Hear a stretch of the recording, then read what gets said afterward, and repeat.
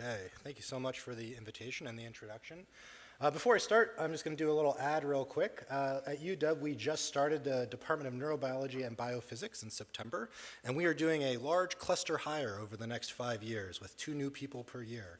So if there are any trainees in the audience or PIs that have trainees that might be looking for positions, please do consider joining our new department at UW. Okay, with that out of the way. All right, preclinical talk. Everyone get ready, a little different than the earlier ones. So I'd like to take a few minutes at the start to talk about some of the work that our lab actually does, but that's not the focus of what I'll be talking about today. What I'd really like to spend most of the time on is discussing 3 of the tools that we've been developing for the community, 2 open source and 1 that's actually a commercial tool, and how they allow us, I'll just put these up here, how they allow us to try to assess some of these questions that we're interested in a more holistic manner. A theme that I kept seeing in the discussions this morning is, the patients say this, but they really mean that. Or we have other ways of using these LLMs or other devices, whether they're passive or active, to get a better read on what they're doing. And of course, the downside with what we do working with mice is when we ask them a question, they always just go, and then you don't get a lot of information from them out of that. And so what we've spent a lot of time on is trying to identify ways where we can get a more integrative, holistic approach combining what's going on in their brain, what the neural basis is of the behaviors that we're interested in, what's happening peripherally in terms of their peripheral systems, and then also behaviorally. How can we take what is typically a very semantic definition of behavior in preclinical models? I say, oh, that mouse just attacked that mouse. And then you might say, well, what does that attack look like? And if you ask 3 different aggression preclinical neuroscientists, they'll give you 3 different descriptions of what that behavior might be. And the idea is to take these tools and allow us to take advantage of a lot of the machine learning approaches that I think we take for granted of clinically and apply them in these preclinical settings to get more consistent and reproducible and operationalized definitions, again, at the level of brain, body, and behavior. These are the people who do all of the work I'll actually be talking about. I'm going to be highlighting some of the work of Eric Zeleny, as well as Simon Nilsson and Nastasha Goodwin. And then the last project is actually primarily driven by a team of undergraduates who have contributed in very significant ways. Okay, so briefly, what our lab is really interested in is understanding the neural basis of social motivation, and that's across the spectrum. So from one end of that spectrum, why do mice often, and humans often, choose to socially interact with another individual, to why do sometimes they choose to fight with another individual? And on the aggression side, this is something that's been very elegantly and mechanistically understood and examined since the 50s and 60s with studies such as, let's see if this works, these electrical stimulation experiments in cats in the lateral hypothalamus. And these types of studies have identified an area of the brain called the hypothalamic attack area, here indicated in red, which extends into the lateral hypothalamus as well as the most lateral aspect of the ventromedial hypothalamus. And when you electrically stimulate, you get this really nice type of often reactive attack behavior. More recently, with the advent of optogenetics, where we can selectively activate specific genetically isolated populations, in this case, turning on neurons specifically in what are called ESR1 alpha expressing neurons of the VMH, that little sliver right there, we can now see very specific populations that contribute to this behavior. And I'm going to just show that video again. This is work by Dae-Yu Lin from the early 2000s and about 2011, and using something called the glove test. So if you look at this glove, it is not an innately threatening or rewarding object. And yet when you turn on this very specific population of neurons in this very specific brain region, it kicks off a series of locomotor events that result in attack behavior. And so this really sort of changed my thought process. At the time, I was a graduate student when this paper came out. I was studying chronic social defeat stress, which if you're going to ACMP, you'll probably hear a lot of in the next week. And I realized, I'm studying the wrong thing. I should be studying that. And so the question that I always had when I looked at these videos and when I was reading these papers is, how does this actually relate to the way we commonly actually use aggression, right? Aggression has a drive associated with it, whether it's fight or flight because you feel threatened, or whether it is in the context of obtaining some goal, or whether it is because it's fundamentally can be a reinforcing event. There are a lot of different drives leading to this outcome. And at the time, we didn't really have a good understanding of the neurobiology that might be dissociating this idea between reactive and proactive or appetitive aggression. Now, in the human clinical literature, this is already a little bit more evolved than what we had available in the preclinical. This is a really great paper from 2014 where they had healthy undergraduate volunteers, where they asked them to listen to auditory scripts of either engaging in and winning a fight they wanted to be in, or engaging in a fight they did not want to be in, or some control condition like puppies running through a field. And what they found looking at cortical activity are very distinct patterns of neural activity associated with these scripts. If we go from healthy undergraduates, whatever that means, to the pathological side of things, what we see is that very commonly there's dysregulation, whether it's structural or functional, associated with limbic circuitry in people who are pathologically aggressive or pathological repeat offenders. So for me, coming from the National Institute of Drug Abuse, where we spent a lot of time thinking about this addiction cycle and what drives relapse or compulsive behavior to a substance of use, which is typically, you take a drug, you have some form of abstinence, and then all too often there's relapse. I just like to throw this in because it really does highlight for all the work we've done over, it's a lot of very good work, mechanistic work we've done preclinically. It hasn't really impacted across many decades now, relapse rates across many different classes of drugs. But my thought was maybe we could think about this idea of aggression seeking or appetitive aggression in the same conceptual way that we think about drug addiction or other compulsive behaviors. And so to do that, we can follow the same exact approach, where an animal or human can be exposed to aggression, some form of abstinence, and relapse. And I'm just highlighting here, this is just from one of the more recent reports on recidivism. And what we see is that if you look at repeat violent offenders who are back in jail for a repeat violent offense, roughly 75% are within 5 years. And of course, this is something that is fraught with a number of other socioeconomic factors outside of just biology, but it highlights that there is this propensity for people who have shown some level of aggression, especially pathological aggression, to re-engaging it at a later time point. And I'll also point out, this is not what it looks like outside of the US as well. So there are certainly a lot of caveats here. So, well, all that is to say, moving from that clinical data, can we actually model this type of behavior in a preclinical rodent model? So to get at that, we use these larger, more aggressive outbred CD1 mice. That's the mouse in white over here. This is a smaller subordinate C57. This is the exact same model that people typically use for something called chronic social defeat stress, which is where this larger, more aggressive mouse antagonizes this smaller mouse. And then we can look at these guys to split them into either stress susceptible or stress resilient populations. But anecdotally, when we're doing these experiments, we typically need to get about twice as many of these outbred CD1s to get enough of them that exhibit enough aggression to be used as a tool in this procedure. And so at the time, I thought this was maybe a really interesting way of looking at innate variability in the levels of aggression being exhibited by these mice. And I just want to say, what do I mean by outbred versus inbred mice? So these outbred mice are a lot more similar to the type of mouse you might find out on the street than they are to the mouse that we're usually experimentally working with. They have a varied genetic background. They're usually twice as large than these smaller inbred mice. We usually use them after they're sexually experienced. And so they show a whole host of really interesting behavioral repertoires that we don't normally see as often or as frequently in these inbred populations. And when we scan these guys, or when we screen these mice over 3 resident intruder tasks, a resident intruder task is where you just literally take the aggressive mouse, you take the smaller subordinate, you put it into the home cage of the aggressive CD1, and you say, what's going to happen? And they fight. What we see is that roughly 70% of a very large, about 500 mouse cohort, exhibit some level of increasing aggression over 3 days of these resident intruder pairings. What I'm looking at here is just the mean latency across those 3 days. So what you can see right out of this is that you've got this really beautiful spectrum of behavior. Some are attacking immediately and robustly on every single one of those 3 opportunities. Others are much more variable, and this is, of course, not showing the third of the mice that, under these conditions, fail to fight at all. But the problem here is that when we use this type of very common resident intruder-based procedure, we're in no way able to look at this spectrum as anything having to do with rewarding or appetitive aspects of aggression. Because if you take a mouse and you put another mouse in its home cage and you leave them long enough, eventually, usually, they will start to fight, whether they want to or not, right? They might feel threatened, they might feel territorial, there are many reasons.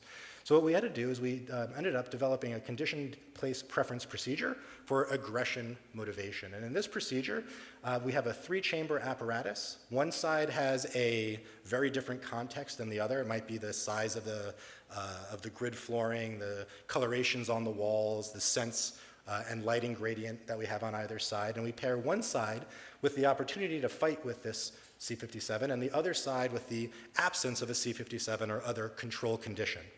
And what we find is in mice that have been pre-screened as aggressive, after they get conditioned to the fight side versus the non-fight side, and on the test day given free access to the whole apparatus in the absence of another mouse, the pre-screened aggressive animals form a conditioned place preference to the side that they were able to fight on, versus a aversion, so the non-aggressors form a conditioned place aversion to the side where they were allowed to fight on. So using this procedure, it was the first inclination that we could actually separate the consumatory act of fighting itself in these mice from what might be driving, or the rewarding component, or aversive component of that experience. However, there are a lot of limitations to the procedure I just showed you. The most important one is that we're still forcing the mice, right? They're not actually getting a choice here. We're just saying, hey, you have to fight on this side or you don't have to fight on this side. And so we haven't made it a truly volitional task. Luckily, if you go through the literature, someone has almost always solved the problem in some way before, and that was no different here. This is work of Klaus Mitschek, who in the early 2000s showed that these same exact outbred CD1 mice will actually nose poke for access to fight with these smaller subordinate C57s. And I also just want to say, I think many people, or some people in the audience might have known Klaus. He passed away earlier this year. He was an absolute powerhouse in the preclinical aggression and addiction and stress fields, and is a major loss for the field. But he had also already figured this out long before I had even stepped into a lab.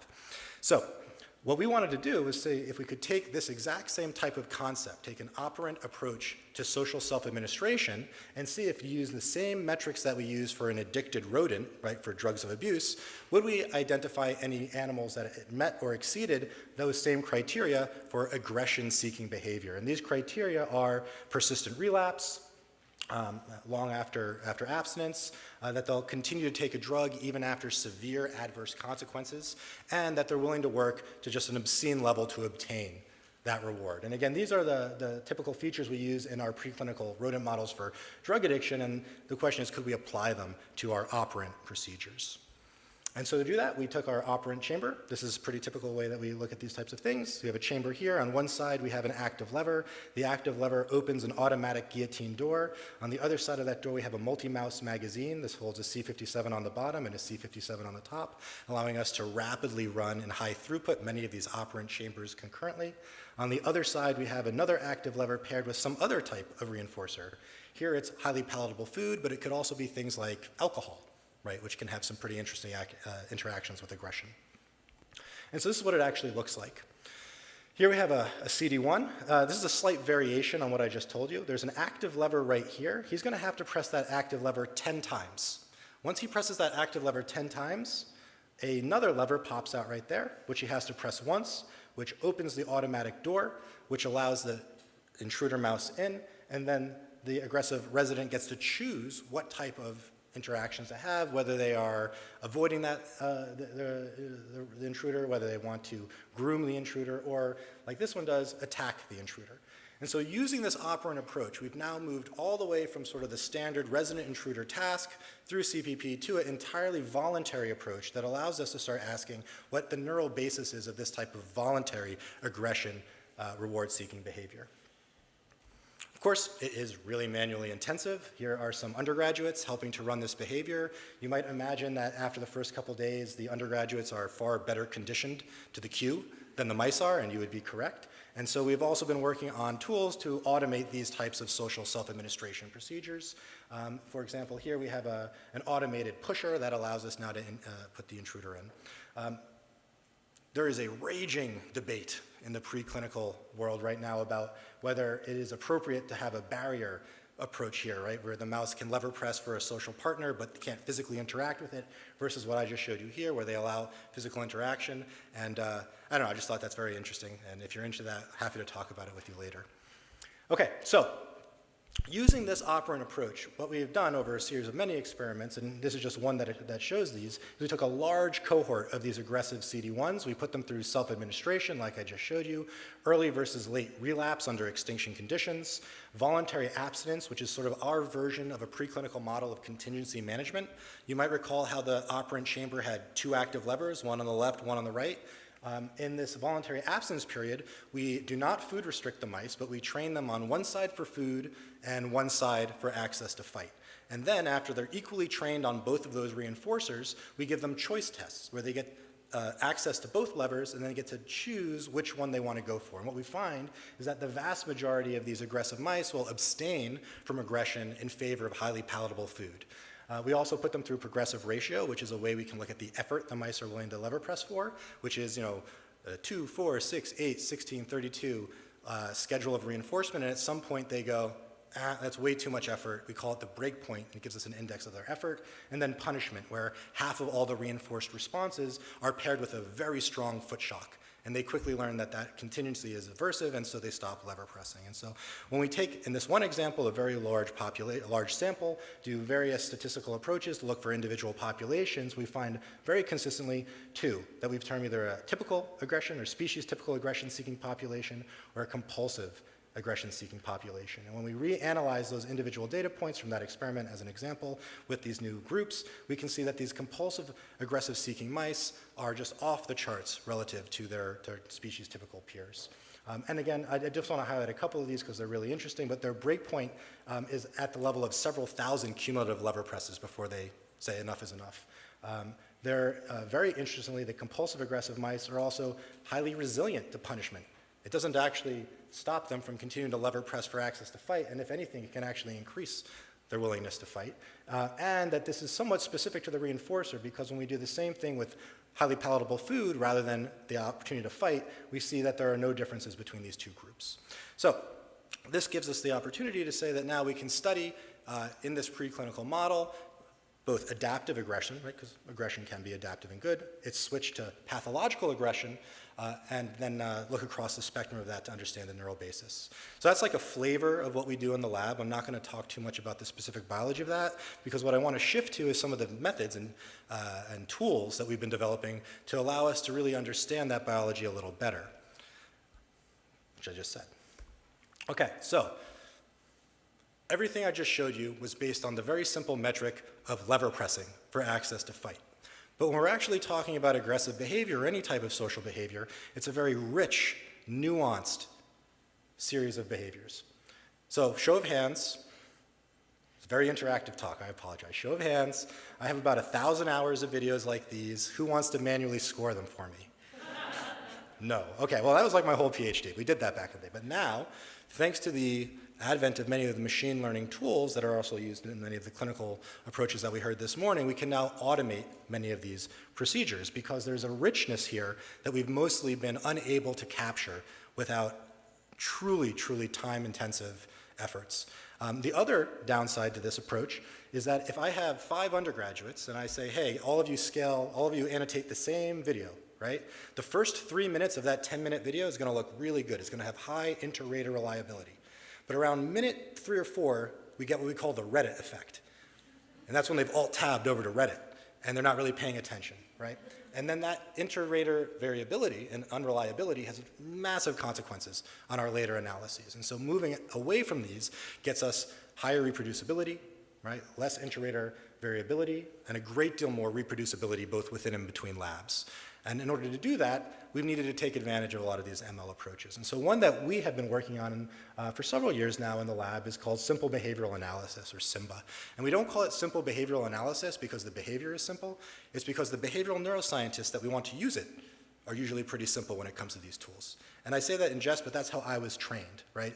It's very rare for preclinical behavioral neuroscientists to have the specialized computer science background or training necessary to really take advantage of many of the tools that are now, and open source tools that are now available. And so we came to this with some pretty simple goals. The first was, could we democratize access to these tools in such a way that it didn't require specialized hardware or that it required specialized CS experience? Could we keep it both transparent and explainable on the predictions that were being made, and include checkpoints for human validation. And of course, super easy to do. No, not super easy to do. This is just a very simplified flowchart that gives you the 4 main blocks of what we need to do. We need to pre-process videos, which is not a trivial thing at all for anyone who's had thousands of videos to work with. We need to generate a tracking model. I'll talk about that in a second. We need to build the classifiers we're actually interested in using, and then do the analysis and visualizations that we want from that data set. And so this is just actually now a very outdated example of the flowchart that a user typically needs to go through. And usually these are several different pipelines, different command line driven software, usually not very well documented. If you can get them installed, congratulations, you're ahead of most people. And so the goal here was to put this all into a singular package that would make it a little more accessible. So what do I mean, make it more accessible? So when we talk about automating behavioral analysis, it really is straightforward. We have an input video. I'm gonna play a video here. We have an input video of 2 mice or 2 anything doing whatever they're doing. And then we take from that something called pose estimation. Pose estimation is a remarkable breakthrough since around 2019 in the preclinical world, since around like 2001 in the clinical world. We're a little behind on that, where you can use markerless pose estimation to identify things like the nose, the ears, the left flank, the right flank, the tail base, if you're looking at mice. Or if you're looking at flies, it could be the wings, the torso, the abdomen, whatever you want. But it doesn't require marking the target, which opens up a huge amount of possibilities. And so there are a number of tools that do this already through open source approaches like Deep Lab Cut and Sleep, Dance, Mars, Lightning Pose. There's a new one every few months. And so what Simba does is, agnostic to the exact approach you're using, it takes that pose estimation, and rather than do descriptive statistics or heuristics on just the XY coordinates, you look for all of the features. Each one of these little green lines here is a feature that represents the relationship between those XY coordinates and the 1, 2, 3, 4, or 5 mice in the field of view. Using these feature set, we can do random forest classifications for the behaviors that you have trained through Simba that you want to identify. So I'm not going to really talk about the technical side of that. I feel like it might not be of the most importance to this crowd. But if you are interested in the nitty-gritty of it, please do go online. And you can check out either the manuscript or the GitHub, and it will give you an idea. The one thing I did want to spend a moment on is this last little corner of the pipeline down here.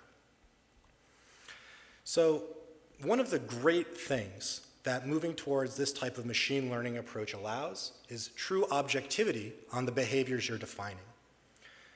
Right now, typically, when we talk about behavior in the preclinical world, we just have an operational semantic definition. The mice ran in a circle, they reared, they did something. And that's very easy to lose in translation and replicate across labs.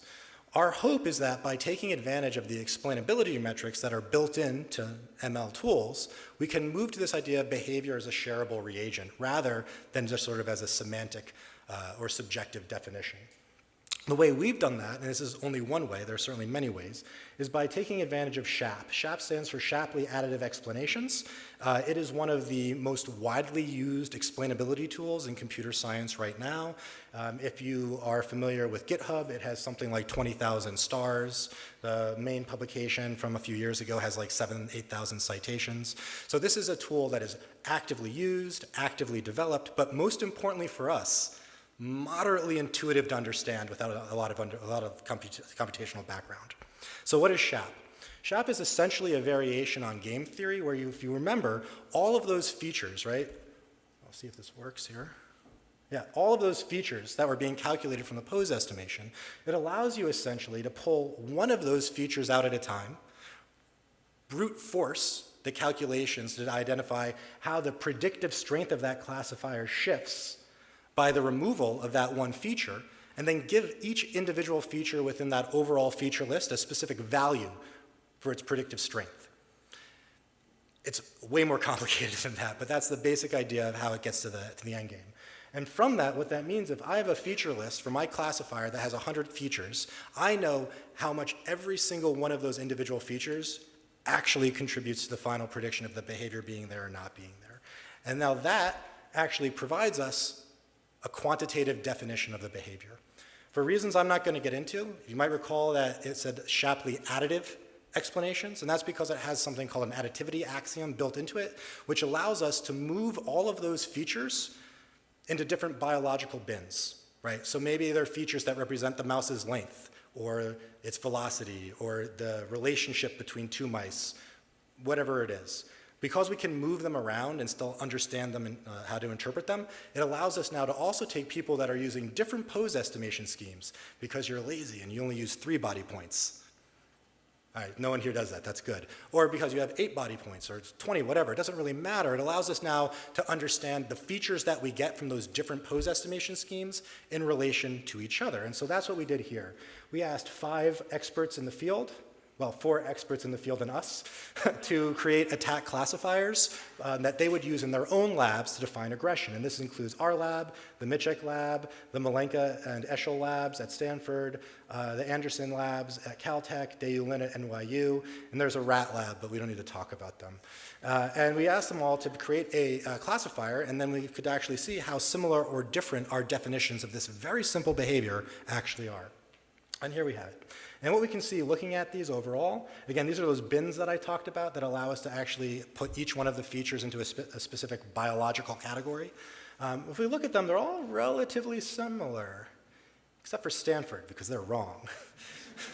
No, they're not wrong. I take that back. If we look at Stanford, we will see they're the only ones using a different set of strains than we are. And those 2 strains of mice actually have very different behavioral sequences involved in their attack behavior, and that's captured by these SHAP values associated with the classifiers. So, at any rate, this is just one example between labs of how trying to think about behavior as a shareable reagent preclinically allows us to standardize all the things that we want when we need to reproduce behavior. I will just say that as neuroscience gets more and more intense, as it gets higher fidelity recording tools, right? We start creating more and more highly specialized behaviors and behavioral procedures. Maybe it's how your mouse is reaching because you're doing like some grasping behavior, or maybe it's how your mouse is dragging its paw because you're doing some type of pain procedure. The challenge there is now that we're recording hundreds or thousands or tens of thousands of neurons, right, that we're trying to associate with those specific behaviors, it's more important than ever that we have cleanly objective definitions for those behaviors so that other people can reproduce them. In the aggression field, a huge challenge for us, and I have a lot of data that I'm not going to show you on this, is that when we look at how one specific type of neuron in the nucleus accumbens is activated by aggressive interaction, it looks way different than how our very good friends at another lab's nucleus accumbens recordings of the same cells look. And it's, are we wrong? Are they wrong? No, the answer is the behaviors are nuanced and they're encoded in slightly different manners, and that's not captured in the definitions that we're actually associating this with. So there's a lot of both standardization, but also specialization that these approaches allow us to move forward with. Okay, so back to some biology really quickly. So everything I showed you was in male mice. So the question is, you have to ask yourself is, do female mice also find aggression reinforcing? And if so, what do their brains look like? And so we did a little project where we performed condition-place preference in female mice and male mice. And what we found is that only the male mice developed a condition-place preference. So as we do, we moved into the operant procedure, and I want to highlight this. We only took male and female mice that exhibited robust aggression in the home cage. So these were mice that are capable of fighting when they feel threatened. And then we took them and we put them through our operant self-administration procedure, and what we found is both the male and female mice acquire the behavior beautifully, but only the male mice continue to fight on those reinforced trials, while the female mice do not. So we see a very strong sex difference in appetitive aggression in this particular procedure. And so we wanted to get no, maybe we don't want to. We do want to. We wanted to get a systems level understanding without having to guess what part of the brain might be responsible for this in advance of all of the brain regions that are engaged in male and female mice during this appetitive aggression-seeking behavior. And so to do that, we take advantage of whole brain tissue clearing and imaging. And so here's an example of a normal mouse brain. Here's an example of a mouse brain that's been cleared, in this particular case using something called iDisco. And what this now allows us to do is image an intact volume at single-cell resolution without having to slice the mouse's brain up and do normal histology.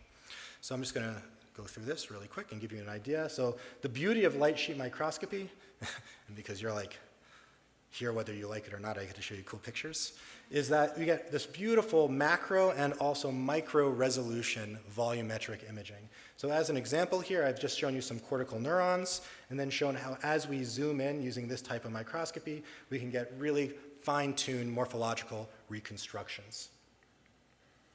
Of course, this is not what we're interested in. What we're actually interested in is something called FOSS. FOSS is a marker of neural activity. We use it as a proxy for understanding what neurons have been engaged by a specific prior behavior.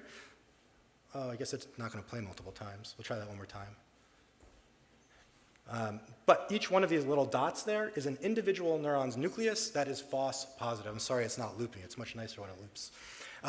We can then look now across an intact brain at every single individual neuron that's been activated by one of these, for example, lever pressing sessions for aggression-seeking behavior. The prior video showed it to you in 2D. Here's an example of a 3D reconstruction of one hemisphere of a brain like that. And you begin to appreciate the technical challenge, right? This is like going from fMRI, 200 micron resolution, but beautiful temporal sequences, to snapshots at truly single cell resolution. But it is a tremendous computational challenge that we haven't solved fully, just to get to the punchline. But using this approach as an example, I'm not going to talk about the actual nuance here because this is a talk in itself, but it allows us across the whole intact brains of both either male or female mice to identify all the areas that are uniquely engaged by this aggression-seeking behavior.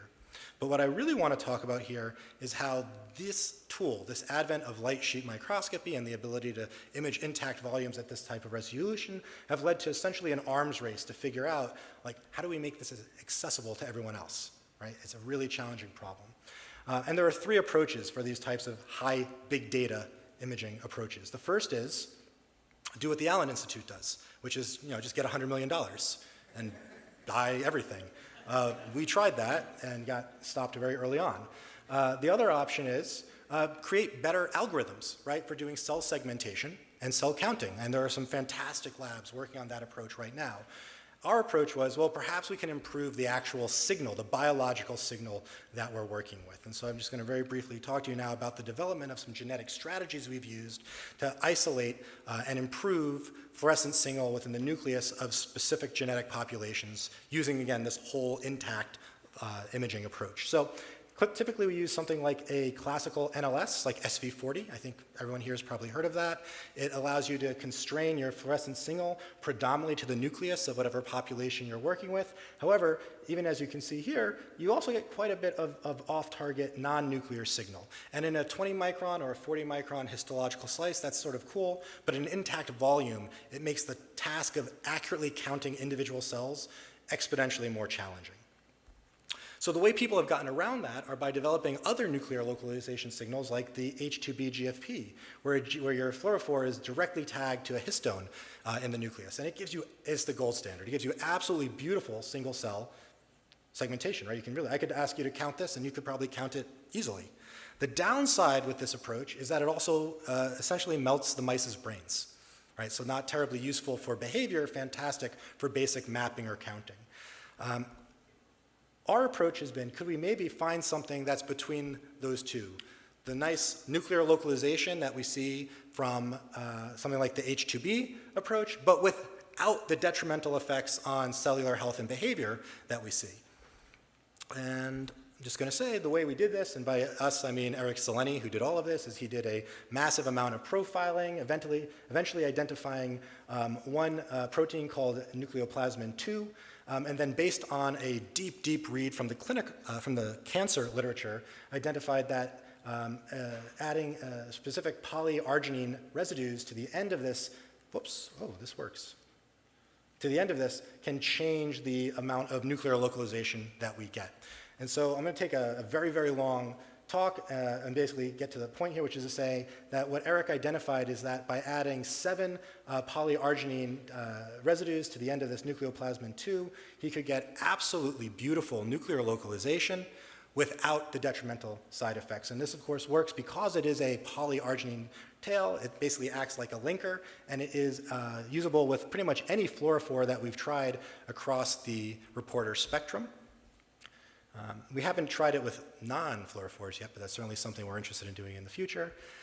It works, that was in cell culture. It also works very nicely in vivo. Here we're showing in either glutamatergic or GABAergic neurons. We've injected 2 viruses, one virus that infects the whole cell body, and then the other with the polyarginine linker, which we now call RG-NLS, because you got to have a good acronym. And the RG-NLS, as you can see here, gives you much nicer nuclear. I keep touching the button, I'm sorry. Much nicer nuclear localization relative to the gold standard SV40. Okay, we did also run these viruses through a whole different bunch of behavioral tasks to see if we could identify any off-target effects. We also did a whole lot of EPHIS, which I'm not going to show you right now. But the net result is, unlike what we see with H2B, where you can see that their sleep cycle is completely shifted after 3 weeks of expression, we don't see that using these RG-NLS constructs or using the other SV40 standard. And this is just a really nice example showing you of what they actually look like inside of the brain. On the top we have that H2B, in the middle we have the SV40, and on the bottom we have the RG-NLS. And so the challenge that we have in these whole brain data sets when we're trying to count in specific genetically defined populations is this is a mush. It's very hard to watershed those segmentations. Whereas here, it makes it quite a bit more accessible. The whole point of this, tying it back to ML, is that we use machine learning approaches to do this cell counting. And so one of the things that we wanted to make a little more accessible through using this type of genetic strategy is to prove to ourselves and to others that it would decrease the compute or the computational expense and time needed to do these whole brain segmentations and counts. So here we're just showing this as an example in a 2-dimensional slice, where on one we have SV40, on the other slice we have the RG-NLS. We then took several different regions of interest and just said if we were to build classifiers, cell segmentation classifiers, optimized to each of these 2 different signals, what's the difference in terms of how much compute is actually needed? And what we see is that after only 10 iterations of training for RG-NLS, we've reached our maximum classification or optimal classification, whereas it takes quite a bit longer. So doing this in 2-dimensional slices is not very computationally expensive, but when we move it to whole brain, it makes a dramatic difference. I'm just going to show here that using this whole brain approach, again, this is not a biological difference in the number of cells that we've tagged, it's just a difference in the ability to accurately count and segment those cells in an intact volume. And so I'm just going to say that this is all the work of Eric Zeleny, who is now on the job market as well, for anyone out there. And all of this is also fully open source and available on AdGene currently. What I did not talk about is how we can add these to other approaches like CRISPR-Cas9, and we currently have a series of collaborations ongoing with non-human primates to move these into non-human primate brain tissue and ultimately, hopefully, also see their efficacy in various, with the Allen Institute, types of human brain tissues as well. We think that by increasing the nuclear targeting of whatever the construct is we're interested in, it might help either with imaging or manipulation. Okay, so that ties together the behavior, the brain, and then the last little bit I want to talk about in the last minute is just some devices we've been developing in a larger collaboration that allow us to capture the peripheral physiology of these freely moving mice using completely wireless, tether-free peripheral devices. These are sort of akin to human wearables, but they're really small and they're for mice. This is a collaboration between the Heshmati lab at UW, Neurolux, who is our industry partner, and the Rogers lab at Northwestern, who have been instrumental in the actual building and fabrication of these devices. And so what these look like right here are these small little, they're about 0.8 grams, smaller than a postage stamp devices. They use inductive charging, inductive field charging to scavenge energy, the same way you would charge your phone on a mat, right? That's how we charge these devices as well. And they send all of their data out through Bluetooth. So this allows us to have a completely wireless, tether-free device that captures fine-tuned behavioral locomotion, which we can use to define different behavioral states using machine learning approaches like I already described with Simba, or body temperature, and of course heart rate and respiration rate. And so this has been a 5-year project from start to finish, which is now commercially available through Neurolux. And I just wanted to show you as an example of this how we use it. So here we have male and female mice that have gone through witness defeat stress. So they don't actually fight, rather they observe another pair of mice fighting. And as you might, I mean, I'm looking at the crowd here, there's a lot of people, I think a lot of you have been in fights before. I'm seeing it, I feel pretty confident. And you might recall from that experience, it's a full body experience, right? You get super ramped up. Well, the mice are no different. And so what we can identify, though, through these wireless peripherals is that the male peripheral response compared to the female is quite different. And of course, we now have ongoing experiments to understand those differences. This is what the data actually looks like in these devices. It's just a series of X, Y, Z accelerometer data that has 800 hertz frequency packets being sent out, so it's very, very high frequency data. And then we can use the unique signatures of each of these behavioral states to classify those behaviors. And so by adding this into the operant task and the computer vision scoring that I already showed you, it now gives us this holistic integration, right, of behavior and also periphery. So the last thing, in the last minute, I just wanted to show you is how we're making cyborg mice. So here we have a mouse with a BMAD, a biomechanoacoustic device that's been implanted on its ventral surface to get all of that data. We've also implanted a transcranial LED on top of its head. We put an optogenetic construct into the motor cortex, and we are stimulating those motor neurons through the skull using these transdermal LEDs. And what we can see is that whenever we turn them on, we get a counterclockwise rotation, and we can also see the associated peripheral state.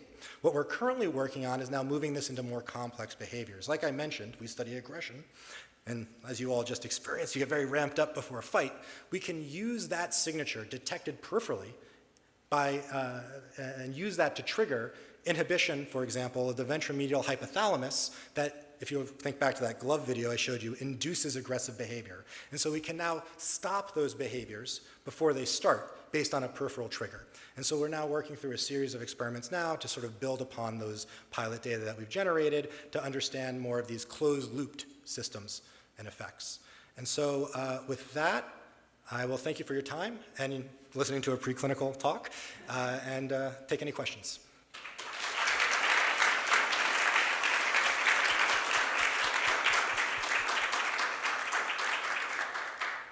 Does anyone have a question for Dr. Golden? Okay. Oh, okay.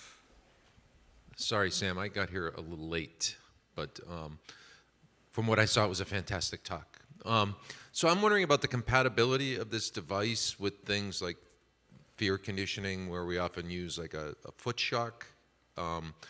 Would administering the foot shock do anything to your device? That's a great question. So I took the slides out for time, so I didn't show exactly how the inductive field works. There certainly can be interference. However, we actively tune the inductive field as we're using it.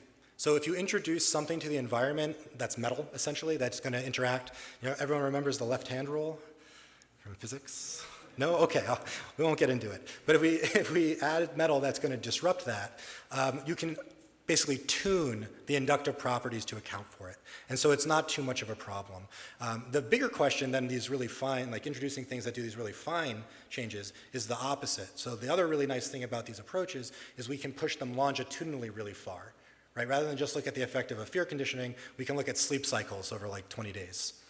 And so that gives us some other metrics, not just at the very acute behavioral effect, but longitudinally, without having to worry about tethering animals and all of that. So that's been very nice. But even the zap of the foot shock No. wouldn't fry No, the inductive field, so basically you're wrapping an antenna around your behavioral chamber. And there you have multiple overlapping inductive fields across the whole vertical axis. What will cause a problem is if your mouse or bird or bat or whatever your model organism goes vertical, right? Because then it will no longer charge inductively. However, to overcome that, we've built in a series of supercapacitors that give us about 48 seconds of backup power. So as long as you don't do something for more than 45 seconds to disrupt it, you're good. I have a question. So I don't know what part of your talk to focus on, but I'm going to focus on the SIMBA program. It's an admirable goal to try and develop a standardized measurement tool, particularly for something that so many different people measure in their own specific ways. How have other groups responded to a sort of claim for a standardized way to measure these kinds of behaviors, and are other groups adopting the same code that you've developed? Yeah, that's a great question. So, I sort of alluded to this. You got 5 neuroscientists in a room, you got 7 answers for how to standardize something. It's no different here. That said, the beauty of this approach using SHAP is it's already won the battle. Like, we're adapting it from the computer science field, not the other way around. I also am not making the claim that SHAP is the only type of explainability metric to use. The best type of explainability metric is an inherently explainable metric that's built into the tool from the start. The problem is that hasn't been done. So we are using what we call post hoc explainability metrics, like SHAP, that you can add on to a pipeline that's already been developed. If someone does something differently that's inherent to their system, that's far superior. And that should be, what I'm hoping, is the outcome of this discussion to the field, right? It's like, if we think back to the early 1990s, early 2000s, when next-gen sequencing was first coming on board, and we look back at some of those early papers about the analytical approaches, and then we compare them to our current approach, and we go, probably should have done that. And we're sort of where that was now when it comes to applying ML to behavior. And so we're just trying to, regardless of what the specific tool is, get people to use an explainability tool. Now, are people using this? We've been very happy with the adoption of it so far. This got published at a very high impact paper, not necessarily because it should have, but because we had it open sourced for 4 years, and there's hundreds of labs that have published with it. And then they were like, hey, we'll publish that. And we're like, oh, okay. And so the answer is yes, but it takes a very long time, and it takes a very active development cycle to get people to start using these tools in a unified manner. And there's no shortcut to that. Just as long as people start doing something, we'll be happy. Yeah, I'll be happy. Royal we. Yes. Thank you for a fantastic talk. And the translational kind of implications are all over it, right? There's fingerprints all over it. And particularly in this idea of, and it was sort of part of the theme of the morning, right, is these machine learning guided behavioral analyses, and then adding in the explanatory SHAPA type analyses so we can have reproducibility across observers and across individuals with psychiatric illnesses. But my imagination was also kind of impressed by this wireless capture. So in some ways, the meta message really of the work you were presenting to us today is it's the interaction, right, between individuals. And we all know that, right, in clinical work, but we've had a hard time figuring out how to capture that in reproducible ways. And again, that theme floated through some of the comments made this morning. And so I guess I'm going to ask you to kind of, again, cast yourself into the future. Where could you see some of these directions in which you've been going move over into helping us do a better job of capturing really what is in many cases the essence of what goes wrong in psychiatric illnesses, which is adaptive interactions between human beings? Yes. No, okay. Serious answer.